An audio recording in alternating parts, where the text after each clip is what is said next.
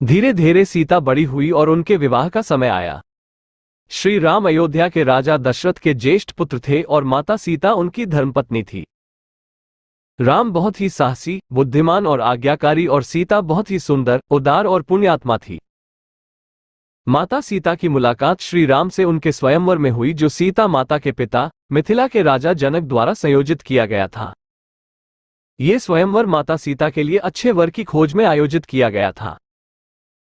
राजा जनक ने सीता का स्वयंवर रखा, जिसमें उन्होंने शिव जी के धनुष को उठाकर उसमें रस्सी चाहने वाले व्यक्ति से सीता का विवाह कराने की शर्त रखी।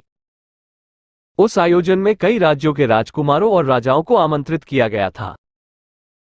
शर्त यह थी कि जो कोई भी शिव धनुष को उठाकर धनुष के तार को खींच सकेगा, उसी का विवाह सीता से होगा।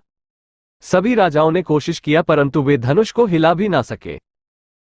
जब श्री राम की बारी आई तो श्री राम ने एक ही हाथ से धनुष उठा लिया और जैसे ही उसके तार को खींचने की कोशिश की, वो धनुष 2 टुकड़ों में टूट गया। इस प्रकार श्री राम और सीता का विवाह हुआ।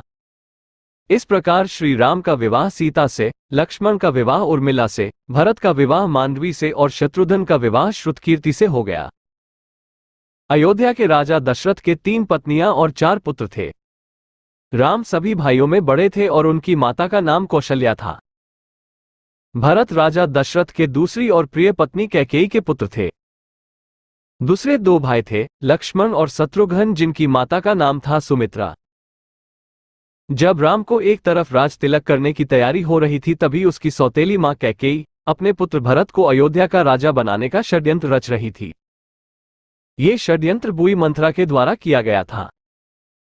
रानी कैकेयी ने एक बार राजा दशरथ की जीवन की रक्षा की थी। तब राजा दशरथ ने उन्हें कुछ भी मांगने के लिए पूछा था, पर कैकेयी ने कहा, समय आने पर मैं मांग लूंगी। उसी वचन के बल पर कैकेयी ने राजा दशरथ से पुत्र भरत के लिए अयोध्या का सिंहासन और राम के लिए 14 वर्ष का वनवास मांगा। श्री राम तो आज्ञाकारी थे, इसलिए उन्होंने अपने सौतेली मां कैकेयी की बातों को आशीर्वाद माना और माता सीता और प्रिय भाई लक्ष्मण के साथ 14 वर्ष का वनवास व्यतीत करने के लिए राज्य छोड़कर चले गए। इस असीम दुख को राजा दशरथ सह नहीं पाए और उनकी मृत्यु हो गई। कैकेयी के पुत्र भरत को जब ये बात पता चली तो उसने भी राजगद्दी लेने से इनकार कर दिया।